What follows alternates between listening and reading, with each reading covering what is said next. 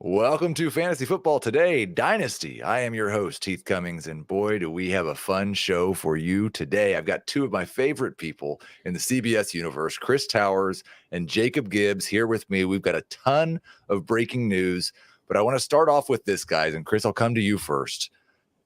It's almost point scoring time. It's almost like the great thing about Dynasty is that we get to go year round. And so we have things to do in February and March and April when some people have stopped paying as much attention. But now it's time to switch into a different kind of mode, right? Absolutely. I mean, it's like we're all theoretical. Everything we're talking about so far, and then this goes for both redraft and Dynasty, but I think more so for Dynasty because you're not just talking about, is this guy going to have a good year? Is this guy going to be more valuable relative to the market this time next year than he? And so there's so much that goes on. And then like, once the games actually start, then it's like, oh yeah, old players do matter and they can score points and that's valuable. So it's always fun to get that, like that reminder for your Dynasty leagues that like, oh yeah, Devontae Adams still does have value, even if it's, less so when you're looking long-term. Jacob Gibbs, good to have you back here again. It's been too long. We're going to have both these guys on a lot during the regular season. How do you lean when it comes to, I'll talk to Chris more about contending in just a moment, but when it comes to being a team that is maybe going through a rebuild and you have those 2 or 3 veterans left that you couldn't unload in the offseason because nobody wants to pay up for fantasy points when nobody's scoring fantasy points. Yeah. So now you've got DeAndre Hopkins or Aaron Jones or whoever it might be. Are you just like, can I get rid of them before they get hurt? Or I'm waiting for the spike week and then I'm trying to sell? Yeah, I typically try to wait for the best window and also wait. Really, my answer is that I'm always contending. But occasionally, yeah, you wait until teams are coming for those players. I think that there's a certain point where people realize that they're for sure contending this year and they feel some sort of sense of urgency to push themselves into this team is so stacked. I've got to go catch them. You know what I mean? Right. And that can often coincide with, a good selling point with somebody who had a hot start, like DeAndre Hopkins or whoever it is. So yeah, I think there's some waiting and some magic to like finding the exact right time. But definitely in season, I think is the time to do it.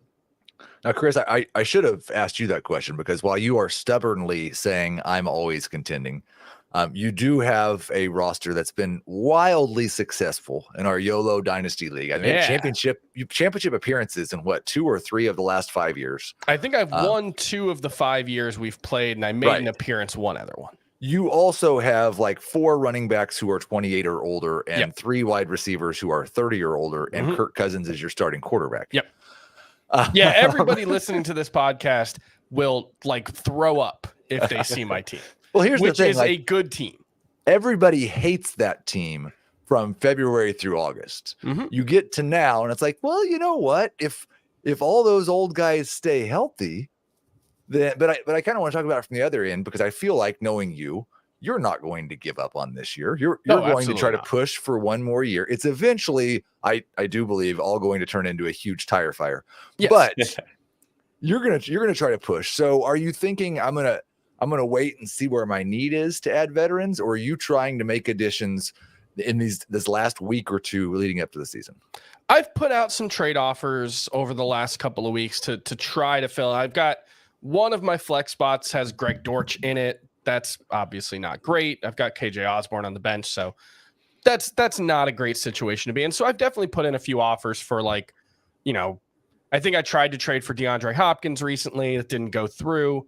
But yeah, no, I'm very much a you don't know what the future holds kind of player. And that's not to like, I don't expect this league to dissolve within 3 years, but like, that is one of many possible outcomes. Well, I will tell you, like, I'm the commissioner and I have Garrett Wilson and Devontae Smith and Drake London. You and haven't Patrick set, you this haven't league's going nowhere. You haven't set a lineup. You haven't set a lineup that's tried to win a game in like 3 years. Two. That's correct. Yeah, since 3 years ago. But yeah, my thing is always, I think it's easy to underrate present value and overrate like especially 3 years from now value. You know, like if you go back and look at fantasy dynasty rankings from 2021, even, like you're going to see some pretty hilariously high ranked players who are now viewed as completely worthless. And like, that's the thing, is that so much of, you know, football careers are short in general.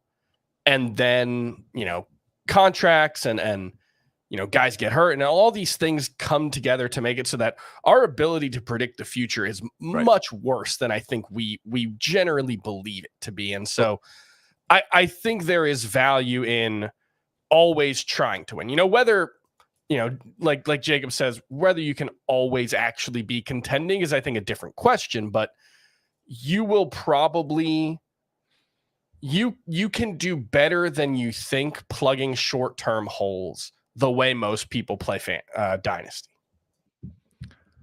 Absolutely agree. What we have coming up on the rest of the show, we're going to run through the news and notes pretty quick. I've got a list that I put together before the show of 12 guys that we haven't talked about enough this offseason. And so we're going to run through those guys, get Chris's opinion, Jacob's opinion, figure out what to do with them. And then we'll have some fun at the end of the show, some Dynasty Superlatives. And one of the things you referenced, Chris, was over the last, like looking at 2 years ago. Well, you can look at 1 year ago, the top 5 Dynasty running back ranks, and it's objectively hilarious. So I'm going to ask you guys at the end of the show to tell me who will be the top 5 Dynasty running backs in just 4 months from now.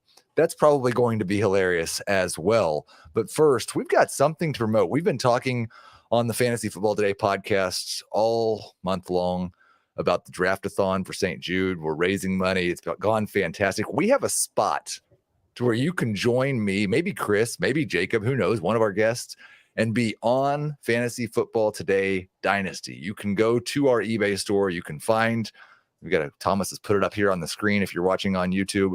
I'll tweet it out a little bit later. You can find it on Twitter. We've got 3 days left for that. There are some other awesome things up for bid. So yeah, absolutely. Go to the Fantasy Football Today eBay store. Help us raise some money from St. Jude. Come on here.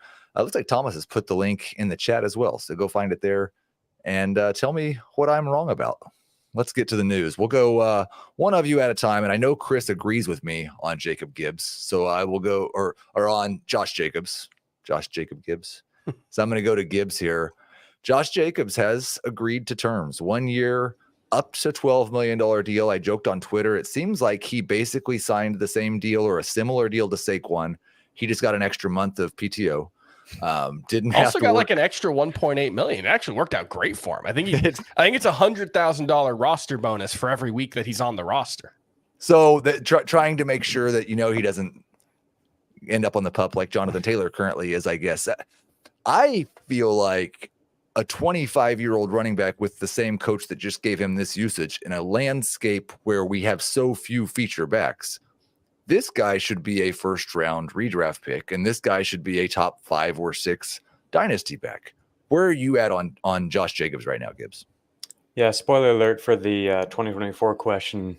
He's a top 5 dynasty back. I don't really see how you could debate that from a talent perspective, from his ability to handle workload, and then the fact that there could be receiving upside depending on the situation. Like, I don't think it's going to get much worse than it is in Las Vegas in terms of the offensive environment there.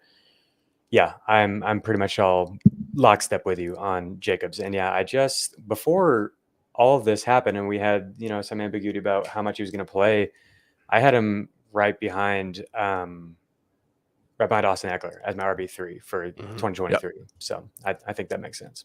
I think there's a case for him this year as non-PPR RB1. And Jamie's made a great point over the last couple of years that Jacobs' usage in the passing game has been inconsistent, but it's mostly really spiked whenever Waller or Hunter Renfrow has not been there.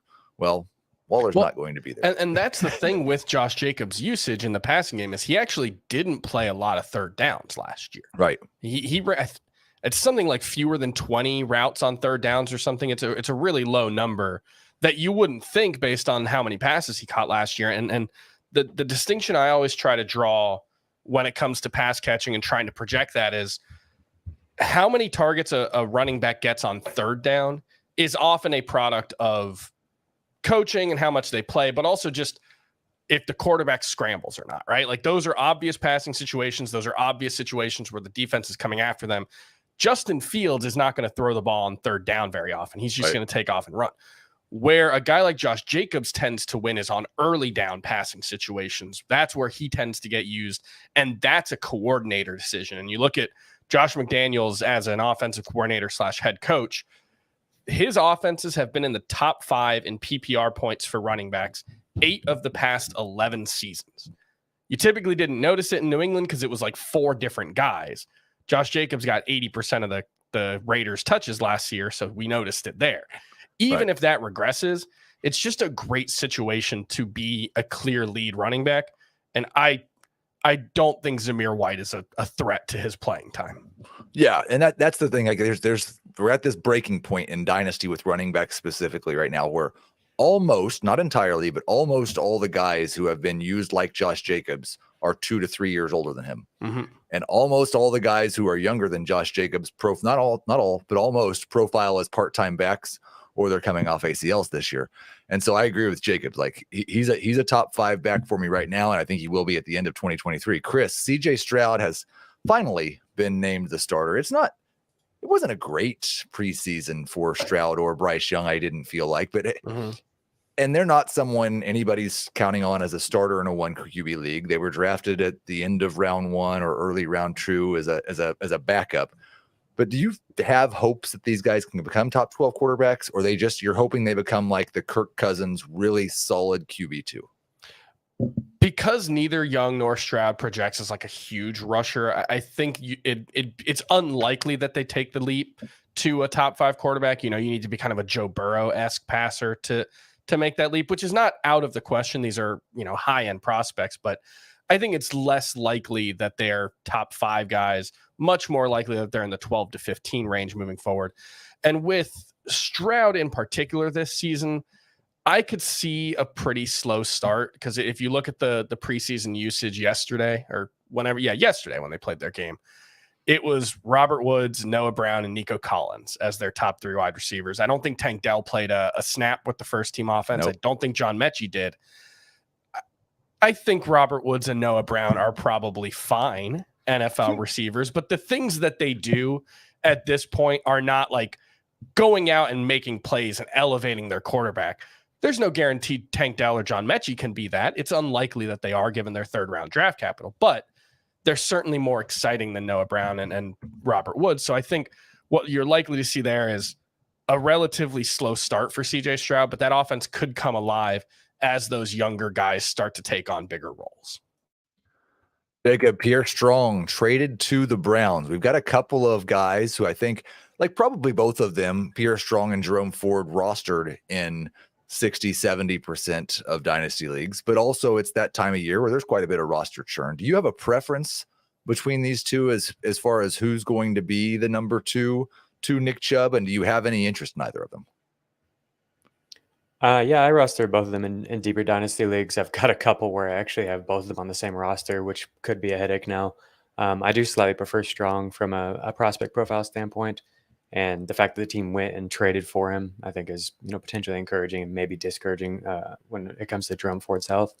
So I would lean towards him. But yeah, I don't know. I mostly am like excited for Nick Chubb. I don't know if either of these guys are really taking him off the field much. Yeah, and Chubb's another one of those guys that like probably only should appeal to about 60% of the league. Like you're always contending, but he's going to turn 28 this year. He feels a little bit younger than he is, and that's probably for me just because I chose that arbitrary week 1 age as the age that I'm reflecting, and he turns 28 in November, I believe, or October. Does have a big opportunity. It's just how much is Deshaun Watson going to throw to his running back, and is Nick Chubb finally the guy who gets those targets? And that was one thing last year. Deshaun Watson actually threw to the running backs quite a bit. I think it was like a 25% target share for the running backs last season, which was shocking because that had never been the way Deshaun Watson. And so that's one of the questions I have this year was how much of that was Deshaun Watson in Houston? How much of that was Bill O'Brien in Houston? It's probably a combination of both, but I did think that was interesting. It was also partially just a product of how rusty he was and how uncomfortable he was playing the QB position last year. Gibbs, I want to come back to you on this one because the Cowboys had I don't know if they told us anything, but Malik Davis played in their third preseason game. Rico Dowdle did not. Tony Pollard did not. Deuce Vaughn did not. Are you viewing Dowdle as the clear handcuff or RB2? And do you think there's any chance that Deuce Vaughn is going to matter for fantasy purposes long term? I think it's really interesting that Deuce didn't play. I don't understand why he wouldn't have been out there. He played well in the preseason, so I guess they're just like, we've seen enough and we want to keep him healthy, but like that implies that there is some sort of role possibly. They've said Dowdle is the guy, but nothing in my analysis like shows anything exciting about him. Whereas Deuce, obviously the size would make him an outlier if he were to do anything at this size. But if you look at his collegiate profile, it's pretty exciting in terms of his ability to draw targets and convert them to yards at a really high rate. So I have some interest there. Yeah, if something were to happen to Pollard, I think at the very least we would see him mix in and play some passing downs. Right. Yeah, I could see him. And that's the hard thing, I think, with the pairing with Pollard is you probably want the bigger back paired with Pollard to handle some of the between the 20s rushes on first and second down. That's probably not what Deuce Vaughn is going to do, although it is fun to watch him on short yardage just hide behind the offensive line and sneak between someone's legs. Chris, Kadarius Toney, a week away from returning to practice. Last chance to sell, last chance to buy, or just ignore it?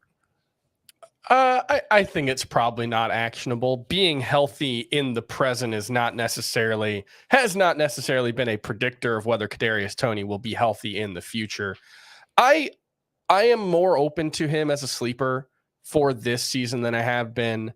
And if his price in Dynasty has taken a fall the way it has in redraft, I think it's fine. But I also think given the number of other young wide receivers on that roster, Sky Moore's apparent ascendance into the starting lineup, I'm just not sure it's going to happen for him. You know, like he's got a lot to prove. So I do think any sell window that I get with Kadarius Toney in Dynasty, I'm probably going to try to take just because he seems like a real long shot to figure it out. And this is one where I think the assumed talent level props up his value a lot more than anything else, right? Like people just think this guy's a really good player, and we've seen flashes of it at the NFL level, but we don't really have much certainty on the role. We don't really have much certainty on long-term outlook, and we don't have any kind of production profile to really base it on at the NFL level. So it's really a bet on talent. And I tend to think guys whose profile is heavily weighted towards talent more than anything, more than, concrete production, I'd probably want to sell. Well, he's definitely, like, he has shown, even in a small sample size, an ability to, like, his start-stop, his his per route stuff is insane. And it's like, you don't have to discount that while also saying that it's not just injuries. He's had a really hard time when he's 100% healthy being anything close to a full-time player. I don't want to speculate on what the reasons are for that, but it has been an issue. So I agree. Like it's not quite even a Will Fuller thing, because Will Fuller was able to play like half of the season a couple of times. But it is that, like, it's hard to argue against him as someone you would have on your bench for upside. It's hard to argue paying anything close to starter compensation for him because you have no reason to believe he's actually going to play a lot of football. Jacob, this one wasn't actually in the notes here, but we had a couple of reports that came out today about the Jonathan Taylor. Is it a saga yet? I feel like it's a saga. Ian Rappaport saying it's more likely now that he will be traded than he won't. Our Josina Anderson saying that there are two teams that have made substantial offers and have come to terms, it sounds like, with Taylor. So are you feeling like he might actually get traded? And this is what I was thinking this morning. Like, I don't want to say that Jonathan Taylor was faking being hurt, but let's just say hypothetically we get the throw the blanket, Kevin Nash, throw the blanket off, stand up on the cast, everything's fine as soon as he gets traded. And he signs a 3-year deal for $40 million, so he's just totally happy. Is he just immediately RB2 again? Like, all that was just nonsense? I think that would depend on what we see from Brees, what we see from Jahmyr Gibbs this year in terms of putting him RB2, but I think he's probably a lock for RB5. I think he would profile really similar to Josh Jacobs, but he's younger and has the contract. It would obviously depend on where he lands, but there's some really good options on the table in terms of teams that are potentially linked to him. If he's in Philly, obviously the line is going to be ridiculous, and he could put up 2,000 rushing yards. And if he goes to somewhere else, like he might get passing down work that we haven't really seen in Indianapolis, kind of similar to what we were referring to with Jacobs. So yeah, I think there's multiple avenues to pretty exciting upside, and it's most likely going to be a lot better than where he's at right now. It has been a very fun path, unless you had Jonathan Taylor on your dynasty roster, and then it's just been like, what are we doing? Never could actually sell. Maybe someone will decide to sell if the contract gets signed. Let's take a short break, and then we'll get to 12 guys we have not talked enough about. We are back, and this might be the most creative segment I've ever named. 12 guys we've not talked enough about. So what are we talking? What's the goal here? To talk You're about being these a little guys. oblique. To talk about these guys. I get it. And I've got 2 quarterbacks, 2 tight ends, and 4 running backs, 4 wide receivers. Justin Herbert is my dynasty QB9. These are all based on 6-point per pass touchdown leagues. I think he'd be higher than that for some people. Got off to a fantastic start to his career with a pair of 26 fantasy point per game seasons. Now he gets the alleged offensive coordinator upgrade, which I do think it's interesting. I remember when I started doing this job, almost always when young quarterbacks had multiple offensive coordinator changes early in their career, it was viewed as an excuse for them to not develop. And now if it's the right guy, we get super excited about it. And so I want to know, like, where are you guys at on Herbert? Can he get into that Mahomes, Allen, Hurts discussion? Is he just a fine, supercharged Kirk Cousins? Gibbs, where are you at? He's my dynasty QB4.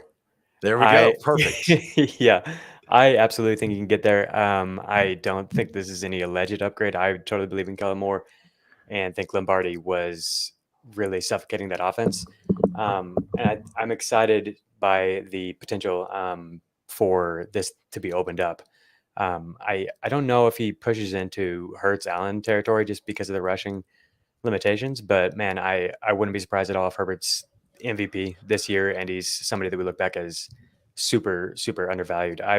I don't know if I've traded for anybody as much as him in dynasty leagues this offseason. Well, and it's a good time to do it because he's coming off of the worst year of his career and he's getting the coordinator change. So I get that. Chris, how do you view specifically, because I think when you talk QB4, now you're getting in the discussion of Burrow and Herbert versus Fields and Jackson. Like that's kind of where it comes down to. It's the 2 running guys who I think have more upside, the 2 passing guys who have longer runways for sure, and are probably a little bit safer. I would take Burrow and Herbert over Fields fairly easily for this specific reason. I'm 100% certain Joe Burrow and Justin Herbert, as long as they're healthy, are starting quarterbacks in 2024. I think there's a decent chance Justin Fields is not. I mean, maybe he goes somewhere. Maybe Chicago has Chicago has a bad year. They're picking in the top 5 again. I could absolutely see them going and getting another quarterback. I don't know how seriously they considered the idea of it this season, but they probably at least had some discussions when they got the number 1 pick and obviously decided not to. But I don't think Justin Fields is guaranteed of anything after this season. He's got to really make a leap as a passer, I think, to be guaranteed a starting job. So I'd take him over those guys. Jackson, Burrow, Herbert, they've all got the long-term guarantee. They've all got high-level performances in their recent past. Herbert and Jackson didn't do it last year, so if you want to give Burrow the edge there, I think that's fine. But I think that's your second tier, right? I would say Lawrence is behind them, Fields is behind them, Richardson is behind them. And this might not be fair, but I have lived through the last half of a decade of the Chargers being everyone's surprise Super Bowl pick. Sure. And watched their organization just muff and fumble it away. And I do think it maybe is understated the lack of security long-term in Herbert's situation. Yeah, I think he's going to be on the Chargers. Am I certain they're going to put a competent team around him? I'm not certain Quentin Johnston's good. I'm not certain Keenan Allen's going to be good for more than another year.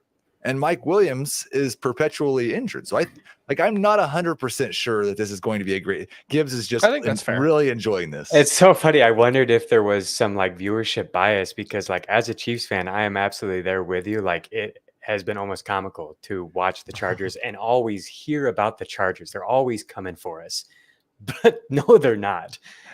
That's just, I don't know. Like, Chris is gonna lay into you for the us there. No, probably. this is one of those things I was talking about. My friend was in town. We'll go off topic for a second. But my friend was in town, and we were watching the Notre Dame game, and Notre Dame's ranked like 13th in the country in college football. And I was like, we do this every year. I don't know anything about, like, I have no idea I think I learned Hartman might be the quarterback for Notre Dame. I think I learned a Notre Dame player's name for the first time.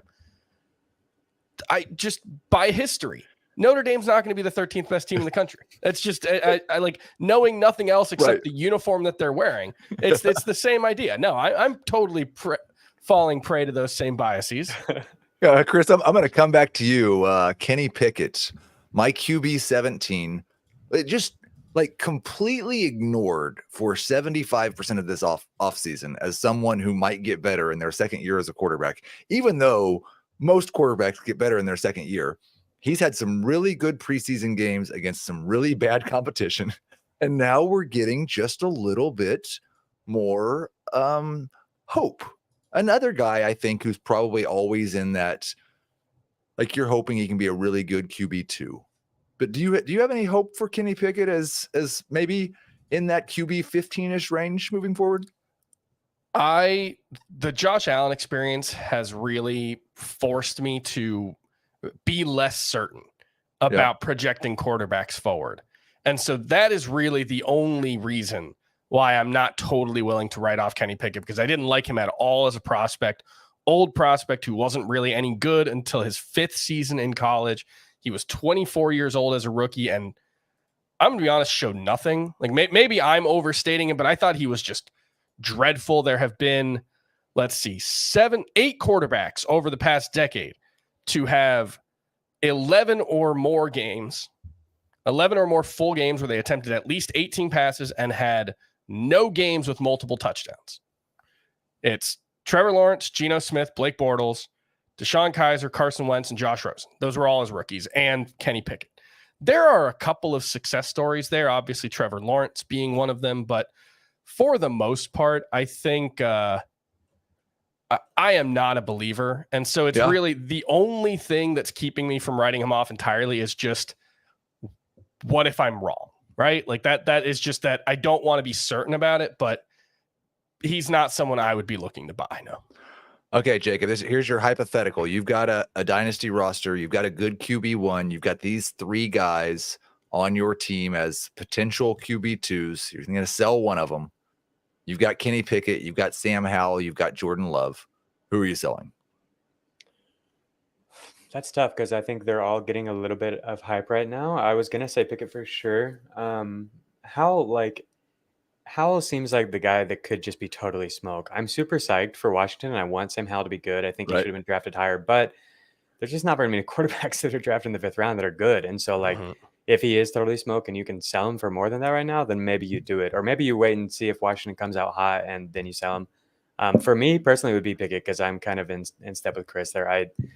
I worry that Pickett and Matt Canada are Lombardi and Herbert all over again. I don't know. I really don't like what they're doing offensively, and he's looked so good this preseason that I think this might be the best time to sell him.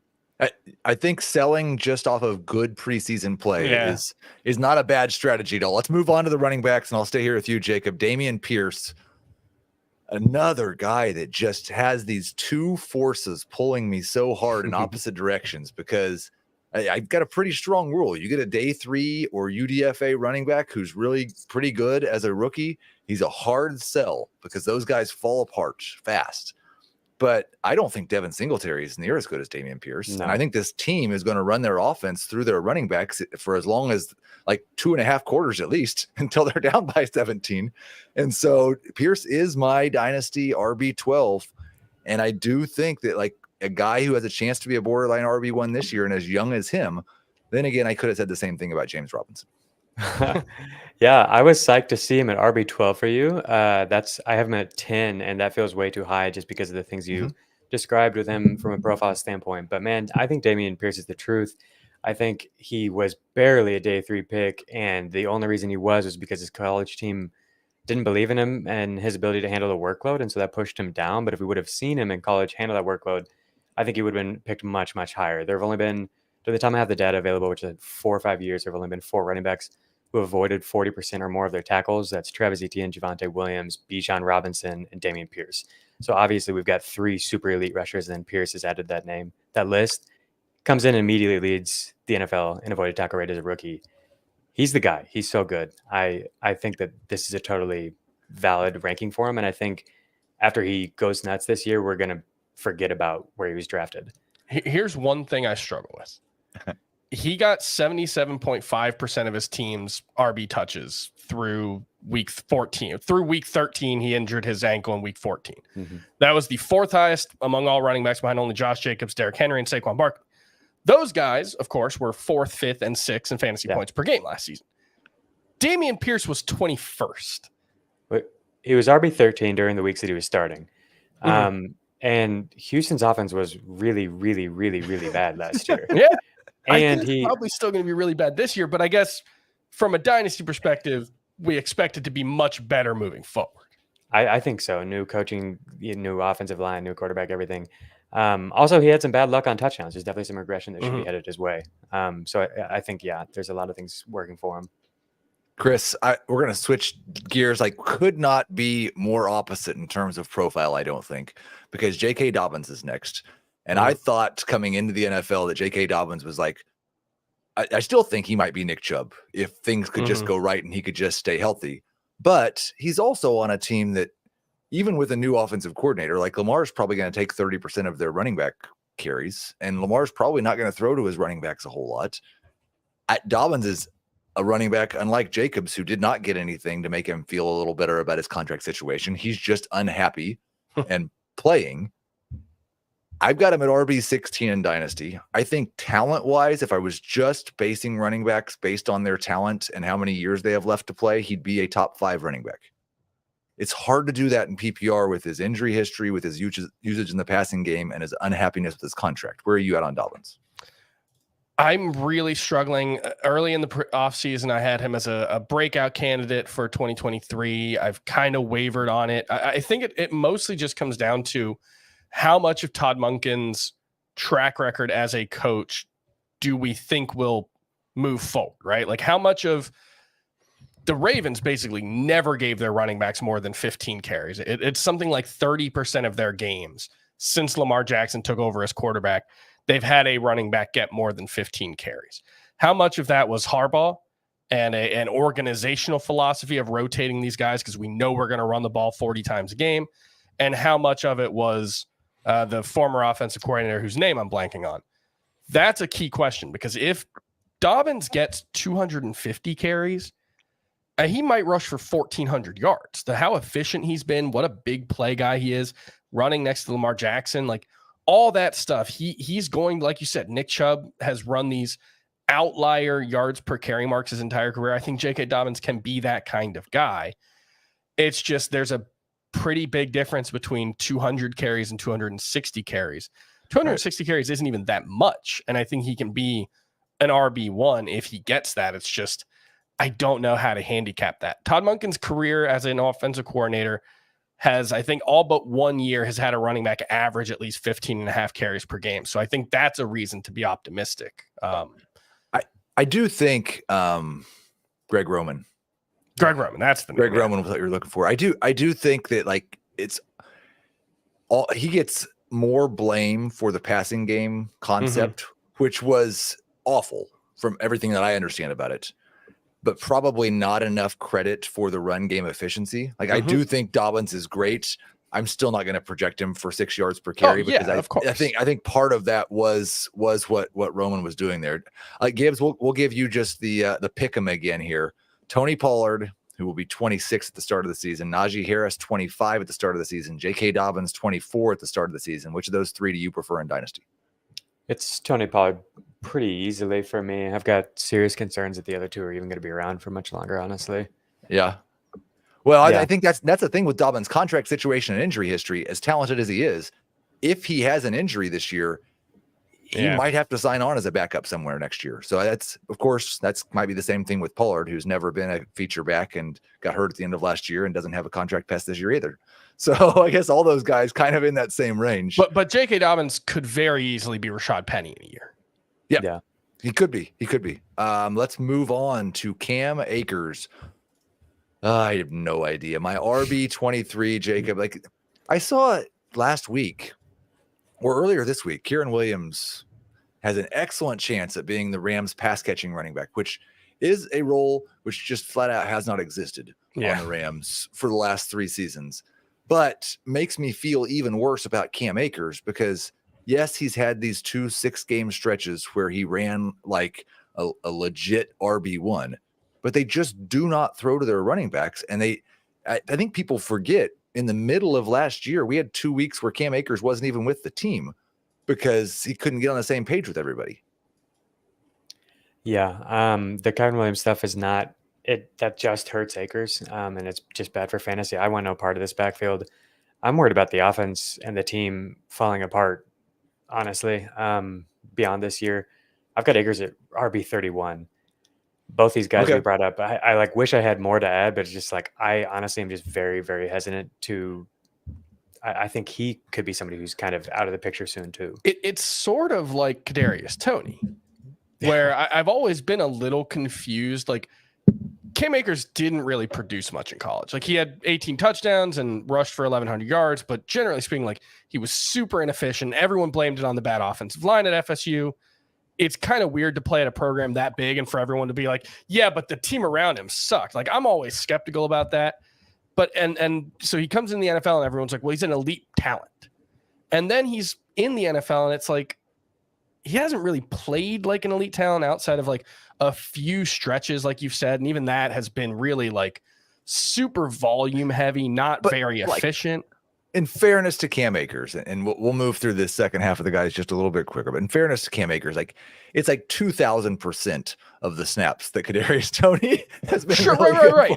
That's why I said similar, but that in that he's one a guy of them's that 12 plays, one of them's 12 games. Yeah, but what I mean is that Akers, the case for him is, well, he's just super talented, and I think people still believe that.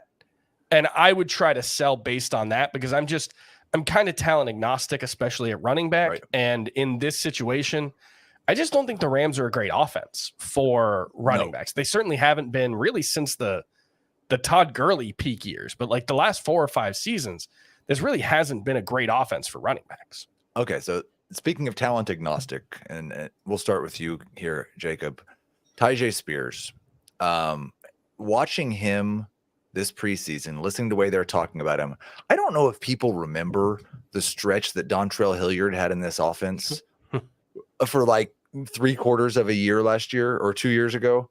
But I think he's going to have an 8 to 10 touch role when Derrick Henry's healthy. And I think if something happens to Derrick Henry, like he might actually matter. I'm getting more and more excited. Kind of feel like maybe I'm too low on Spears, especially long term, because we know Henry could be gone as soon as after this year. And Spears, while he may not ever be a 320 touch running back, might have the explosiveness to where it doesn't have to matter for fantasy. Yeah, I think what we've seen this preseason is really exciting. I've got him at RB40 for Dynasty, so I'm right where you're at. And that does feel low. I think that there's a decent chance that he plays just as much as somebody like Roschon Johnson or Tank Bigsby or some of these guys that are going clearly ahead of him and makes explosive plays. This is a team that needs playmakers and is going to lean on the ground game as much as they can. And I think he's going to be involved. So, yeah, I think he's somebody who a couple of weeks ago was definitely needed to be talked about more. But I think we've seen some big plays, and so people are coming around on a little bit more. For sure. And I would be pretty happy right now to turn a 2024 second into Tyjae Spears. I think there's a chance that pays off before you ever get to that draft pick. A couple of things. We got to mention the elephant in his knee. Yeah. Which is the report that he doesn't have an ACL in one of his knee. Can't tear your ACL if you don't have an ACL. I guess Chris. that's the R.A. Dickey idea, right? Maybe he'll reimagine himself as a knuckleballer later on in his career, whatever the football equivalent of a knuckleballer would be. What a reference. But so I'm in a dynasty league. We do a 1-round rookie draft, so it's not a big deal. You can't trade picks. It's just, hey, here's a free rookie. I took Kendre Miller over Tyjae Spears, but I really agonized over it.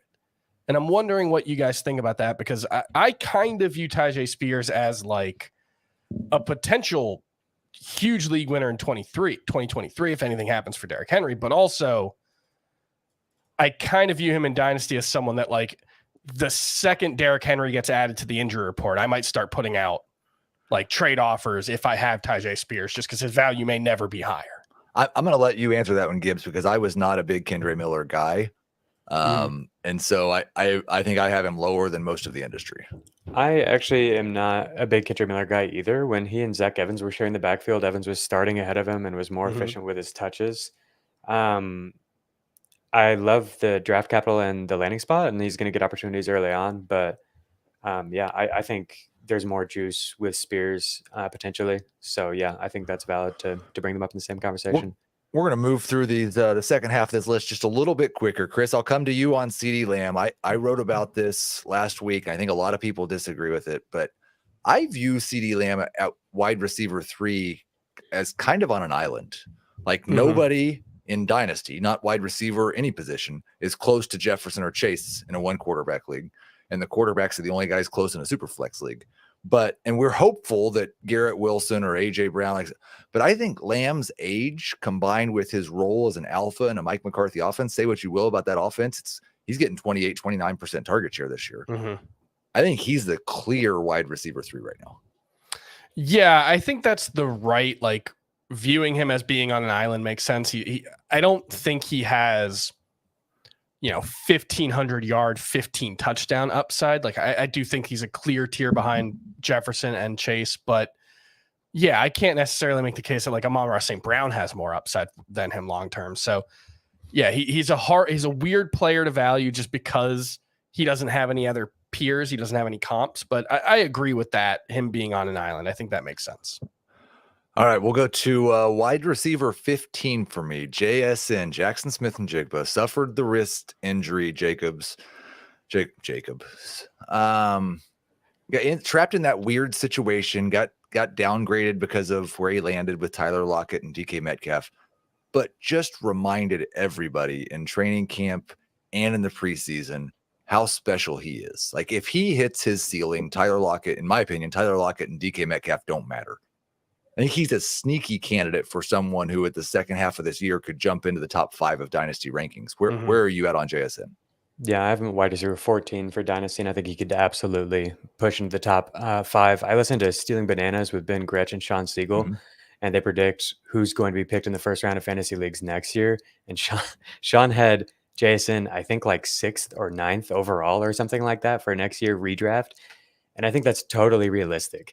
I think your point that it might, if he's as good as we think he is, it might not matter that DK Metcalf and Lockett are there is totally valid. We saw it not matter with Garrett Wilson and Chris Olave. He came in and led the team in receiving by a wide margin. He's so good, man. You hate to miss time early in your career to start the season. That's not ideal, obviously. But yeah, I think this is a good time to buy. If there's ever a time to buy, I think it's now. And the thing is, target competition is kind of overrated. Like, the idea of target competition, it matters to a certain extent. It can cap your ceiling if you're playing with 2 other really good wide receivers, but like, it's not impossible for Jaxon Smith-Njigba to have a 23% target share this season while Tyler Lockett and DK Metcalf are still very good, because this is an offense that we've seen concentrate their targets among just a handful of options. So I'm much more likely to draft him in drafts now for redraft that he's injured, actually. But it wouldn't surprise me if he still had 1,000 yards this year. Okay, so we had the request from Gibbs in the private chat here. He wanted Brandon Aiyuk, so we're going to you with Brandon Aiyuk. Another guy, like, I chose these guys partially because we've not talked about them enough, and partially because they are really difficult for me to rank. I've got Aiyuk at wide receiver 33. The problem that I have with him is, I think if everybody's healthy, Devo's the clear wide receiver 1, and Kittle and McCaffrey take too much. So are we hoping that Aiyuk's in a different spot in the future? Because his talent seems to deserve a higher ranking than wide receiver 33 in Dynasty. Okay, so first on your point with Debo being the clear one, are you assuming that he wasn't healthy last year? Well, no. Why do you ask that? Because I don't think at the he's end of the year been the clear one. I just don't know. There's some narrative that he wasn't himself. He wasn't fully healthy last year, and that he's back and he's going to play a lot better. Debo. That is, when they've both been on the field, Debo has just barely out-targeted him. I think Aiyuk is ascending, and we've seen Debo, going the opposite direction, frankly. Maybe he's going to come back and be much better this year, Debo Samuel, but Aiyuk we've seen get better year over year over year. And when talking with Matt Harmon of Reception Perception, he's just blown away by the improvements that he's made to his game. All the data that I found on Aiyuk points towards that as well. His ability to beat man coverage, press coverage has ascended to elite levels last year. And that's what we've heard in training camp too, is that he's just shredding people. Crushing people. So that's the question I have, because Debo's been much more highly used against zone, correct? And Aiyuk's been just destroys Debo against man. Is that pretty accurate? Yeah. More teams play zone than man, right? For sure. Yeah. When I bring up man coverage and splits versus man coverage, it's there's only about 20% of the time that defenses are playing man coverage. So it's not necessarily that is going to lead to more opportunities for him or anything like that, or to say that it's more important. It's just that players who dominate man coverage end up being good players, end up getting more targets. They're target earners. If you look back year over year over year, the players who have these successful splits versus man versus press coverage, Matt has done research on this as well. It's on receptionperception.com, where the study has shown that there's been more signal with beating man and beating press coverage and then future fantasy points than there is with beating zone coverage. So that's why I bring it up as important. So just what's the ranking? How far low am I on him? I have him a wide receiver 17. I think he's an incredible talent, top 10 wide receiver dynasty type of talent. If he moves out of San Francisco, he's going to be that guy. And I think it's possible that he ends up being that guy in San Francisco as soon as like this year or next year. Chris, I want to take you to a guy that I know that Jacob Gibbs is not near as big of a fan of. It's Courtland Sutton, my wide receiver 54 in the most recent rankings update, partially because he's not as young as people act like he is. Yeah. Partially because of Gibbs' tweets that he updates every 6 games about how Judy dominates him whenever the two of them are on the field. But now Judy may not be on the field. Do you think I'm too low on Sutton? And at the very least, should we be looking forward to what he can do when Judy's not on the field? So here's an updated version of that. Jacob has different versions of this, but I'll just go with the rudimentary one. Courtland Sutton has played 9 games over the past 2 seasons with Jerry Jeudy not on the field. He's averaged 15.4 PPR points per game in those 9 games. In the 23 with Jeudy, he's averaged 7.6. I mean, that is one of those things where like I try to harp on like wide receiver is not like running back. And if a guy gets hurt, you can't just say, well, this wide receiver is going to get more targets. That does not seem to be the case with Courtland Sutton. When Jerry Jeudy's on the field, he doesn't get targets. When Jerry Jeudy's off the field, he gets targets. I think from a dynasty perspective, if you've got Courtland Sutton on your team, you're kind of hoping Jerry Jeudy misses 3 games and you can sell him. I think that's like 100%. Jerry Jeudy misses the first 3 games of the season. That's your last sell window for a soon to be 28-year-old Courtland Sutton. Like I think that might be like the last 3-game window where you even feel confident you can start Courtland Sutton moving forward. Because I really like Marvin Mims, and I think he's going to I kind of love the Jerry Jeudy injury for Marvin Mims just to establish himself early on and be able to build momentum from there. Well, I think that's what Harmon tweeted out earlier today or yesterday, is that like if it's Marvin Mims and Courtland Sutton, Marvin Mims might be the number 1 wide receiver on the Broncos in terms of earning targets. And I do think he has, you and I have talked about it, Chris, some Tyler Lockett vibes. And we know that Russell Wilson likes that guy. So let's go to the tight ends. I've got a couple of them. One guy I think I'm higher on than most. One guy I'm definitely lower on than most. But Dallas Goedert as my tight end 5, 28 years old to start the 2023 season. I think Jacob underestimated what he did last year. If you just ignore the fact that he only scored 3 touchdowns and had a touchdown rate like 60% of his career rate, he was on pace for like 980 yards without Devontae Smith or AJ Brown missing time. He's a solid top 5 tight end. And if one of those guys goes down, I think he's tight end 2. Yeah, there's definitely contingency upside if one of those guys were to get hurt. I think top 2, yeah. I think he's right there with Andrews if one of those guys gets hurt. That's interesting. Dallas Goedert's tough, man. He's kind of like the Aiyuk of tight ends, where it's like I just crunch all this data and I'm like, I swear Dallas Goedert's like one of the best tight ends in the whole league. Yeah. Oh, yes. But it's like, oh, he has to contend with freaking Zach Mhm. Ertz for the majority of his career. And then it's like a down year where they run all the time. And then they trade for AJ Brown. And it's like, is it ever going to happen? He's 28 years old now. Yeah, I don't have him at tight end 5. I had him at tight end 7. I have him behind Pat Freiermuth and Dalton Kincaid because he is older than people realize. And I think you can move Waller ahead of him too, because I think the short-term outlook is significantly better.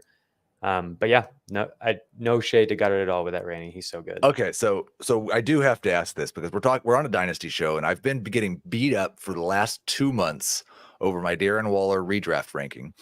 And Darren Waller's 31 and has missed 14 games over the last 2 years, and now is going to play with Daniel Jones. How can we rank him in dynasty ahead of Dallas Goedert?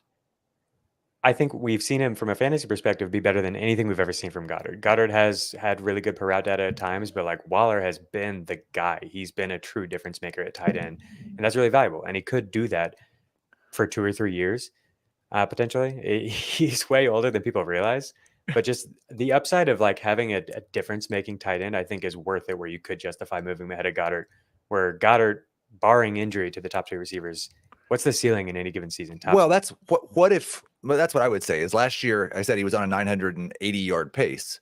Well, if he scores touchdowns at his career rate, then you're looking at 13 and a half fantasy points per game. Yeah. Just last year.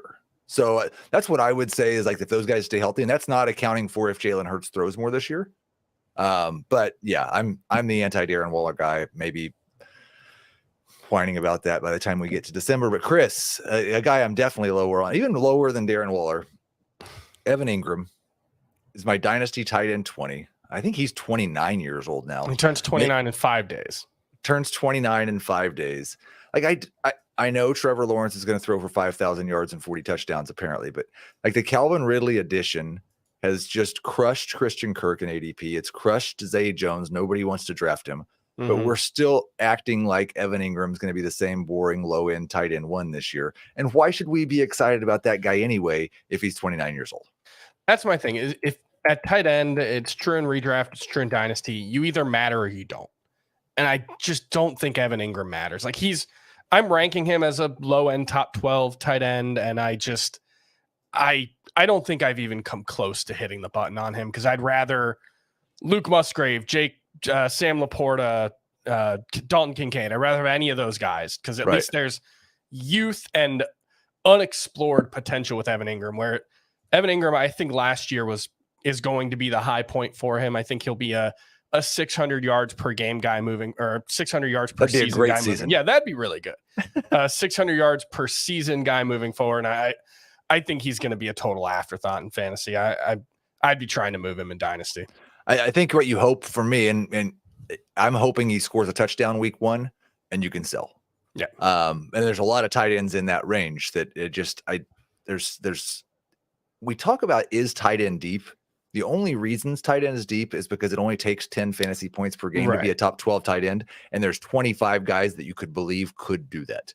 We're going to take a short break and we're going to run through a really fun, really quick segment of Dynasty Superlatives right after this.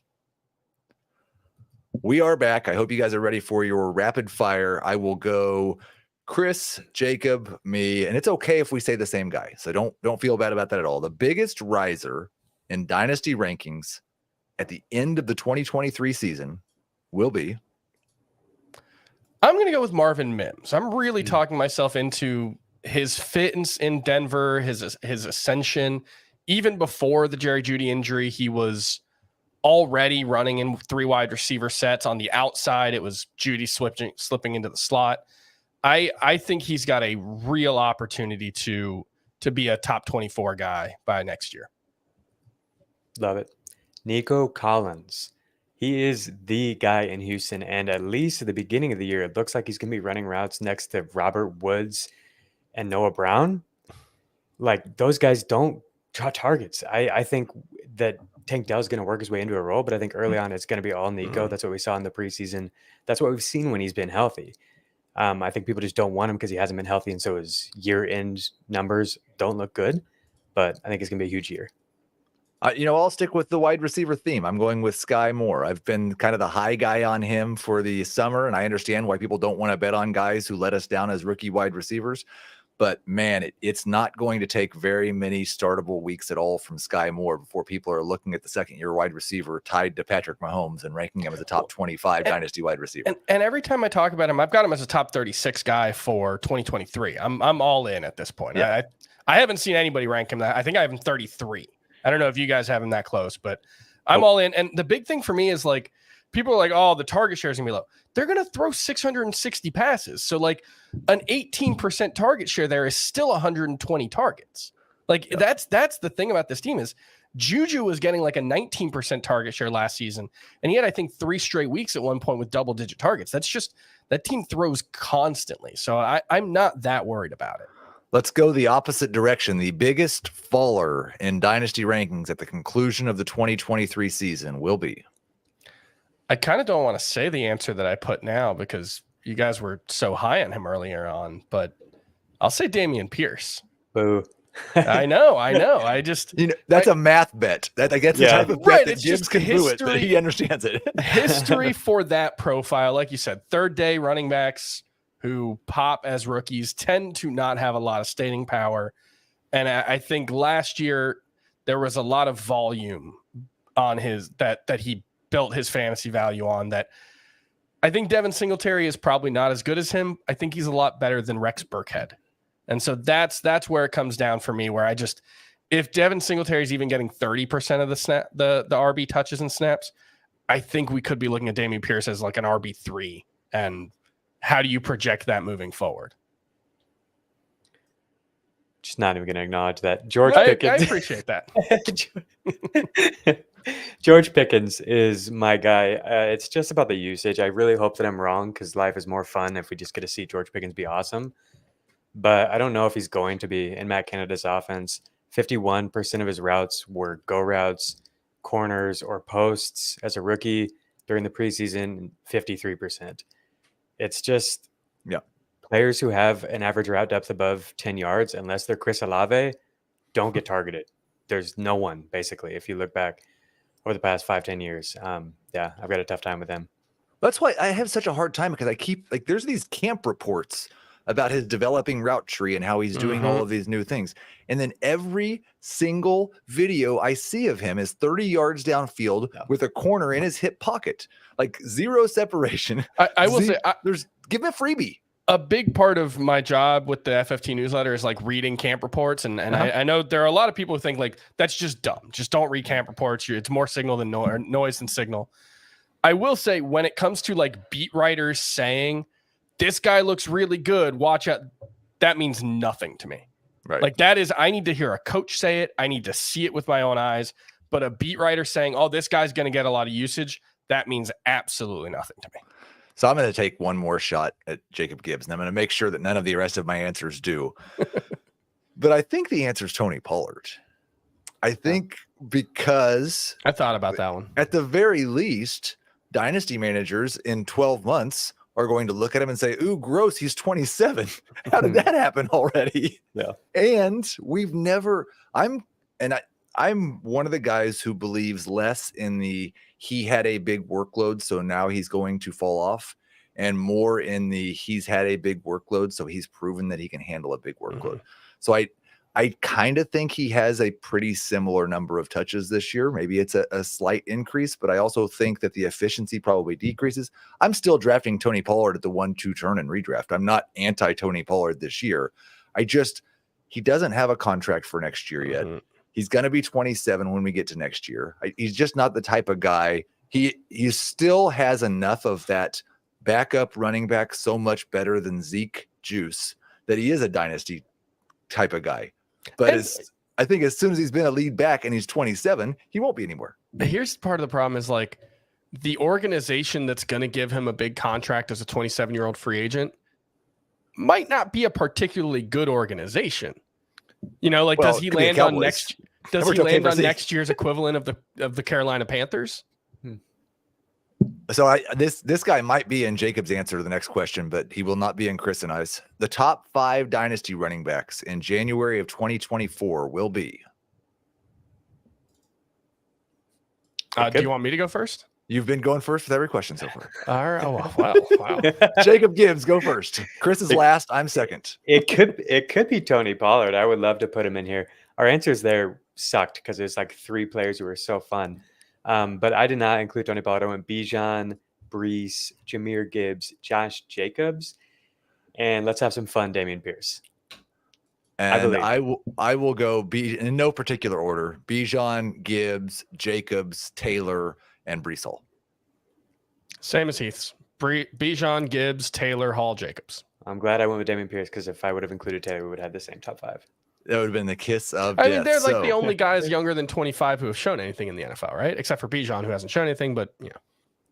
Chris, are you ready to go first again? Sure. Blank will deliver a surprisingly strong stretch as a QB2 in Superflex. Baker Mayfield. I'm taking shots at Gibbs, and now you're taking shots at me. This is the what I talked about earlier. There's too much certainty that this Buccaneers offense is going to be a disaster. I think it's still going to be a heavily pass-first offense, probably not by design, maybe because I think they're going to be trailing a lot. And he's got 2 high-level, arguably elite weapons to throw to. Yes, we've seen Baker Mayfield be very, very bad with high-level weapons before, but I think it's going to be surprising how useful that passing game is. I'm higher than the consensus on Chris Godwin and Mike Evans, and I think they're going to drag Baker Mayfield along with him. Did it work out for those people? No? Maybe it'll work out for us. Jacob Gibbs, who will be a surprisingly good QB2 for a stretch this year? I'm going with Mac Jones. He looked really sharp in their preseason action. I think the offense is going to be much, much better with Bill O'Brien this year. Yeah, I think we could get some fantasy relevancy there. I'm going to go, and I know, I think we are all higher on this guy probably than what ADP or trade charts show, but I'm saying Sam Howell because he's still not by the consensus or by the community getting the love. I'm pretty excited about Eric Bieniemy's offense. I'm pretty excited about Jahan Dotson and Terry McLaurin. I think Sam Howell can just be okay and turn in a good stretch of, QB 18-ish type play. Chris, we've got 2 left. Blank is the veteran contenders should trade for before it's too late. I mentioned him as someone I tried to trade for on my old guys roster, DeAndre Hopkins. I think he's going to have a very good year with Tennessee. He's still shown consistent ability to draw a ton of targets. I think he's going to be a big focal point for that offense. Does Michael Pittman count? Is he not old enough yet? Well, could we have more disagreements on the show? Go. I'm going to give you Michael Pittman because I would like to be higher on him. So give me a reason to believe. My true veteran answer is Brandon Cooks. I think people have forgotten about him, and he's going to be pretty dang good this year. Michael Pittman, I think we had the huge disappointment last year, and it wouldn't surprise me if things start slow this year. But I'm pretty optimistic about Indianapolis as a whole long-term here, especially as the year goes on. The pace that they played with this preseason. Yeah. And then that was really exciting. And then because I've been projecting them as if they're going to be one of the lowest volume teams in the NFL. But if they're not, there could be pretty high play volume here. I think they're going to have to throw a decent amount. And Pittman was clearly the guy. Alec Pierce really struggled this preseason, which is consistent with some of the things we've been hearing out of camp. And I think Pittman has proven to be a target earner. We talked about Matt Harmon. When he came on FFT, he loves Michael Pittman. He can't, if there's one player other than Brandon Aiyuk, if there's one player who he thinks there's a clear discrepancy between his actual competency and where he's viewed by fantasy people, it's Michael Pittman. So yeah, I think he's somebody you probably should buy in on. And I'm gonna go maybe a little bit higher end, but definitely a lot more veteran. Geno Smith. I think and this goes back to the JSN conversation, but they're letting him throw more than they let Russ throw. He was legitimately very good as a passer last year, and he has DK Metcalf, Tyler Lockett, and JSN running routes. he might just be a top 8 quarterback again, and we all look silly. I think in Dynasty, especially because of his age, he's viewed more as a low-end number 2. Chris, the last one, and it's the opposite way. We were talking about at the beginning of the show.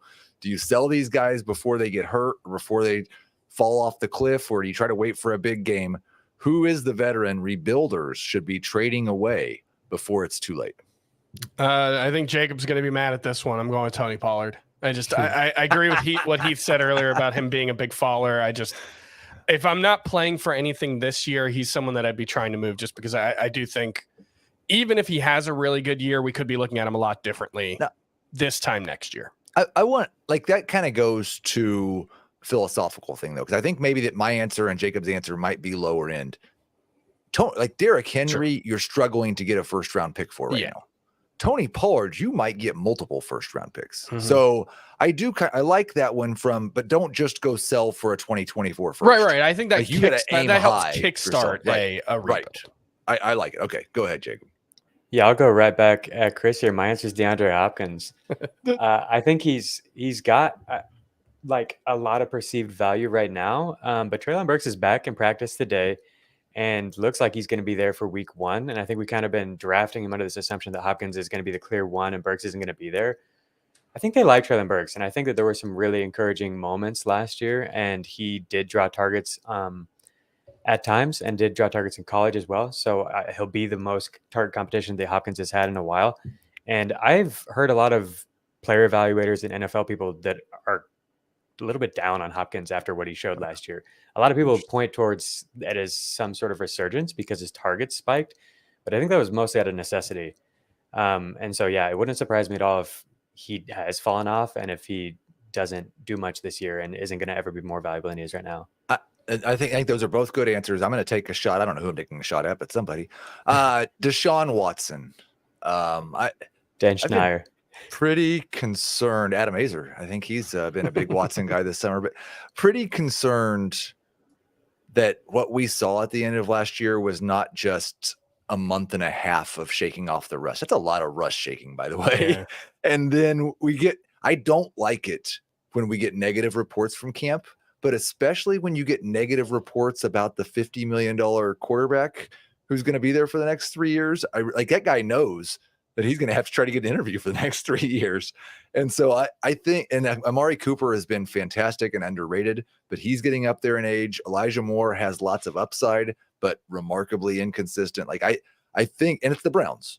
Like we talked about with the Chargers, like this whole thing could just go sideways. And there are enough people right now who still view Watson as a number 1 quarterback who has top 5 upside that I just wonder, like, what kind of draft pick can you get along with Geno Smith for Deshaun Watson?